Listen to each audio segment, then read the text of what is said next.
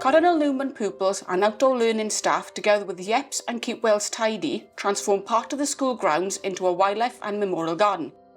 It's a multifaceted use of a facility, you know, bordering from a memorial garden where we've got a tree here to remember Hazel, a former pupil of ours who sadly passed away. It's used as a teaching resource for students to study, to learn. We've developed a couple of growing beds as well. You can see some pumpkins that are growing in the corner there, so we've got some onions that have been growing there, some more flowers that are developing here. Over 40 young people have engaged with the outdoor learning qualification, learning physical skills, building confidence and self-esteem, learning about teamwork and stewardship of the environment, and also around safety, around tool use, which has increased their confidence, especially when the older young people have applied for college courses.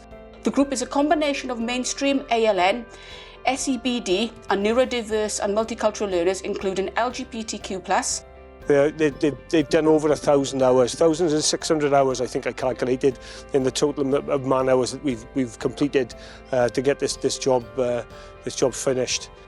Their work in developing the garden has also enabled them to successfully complete a unit of their outdoor learning level 2 qualification, community engagement in the outdoors.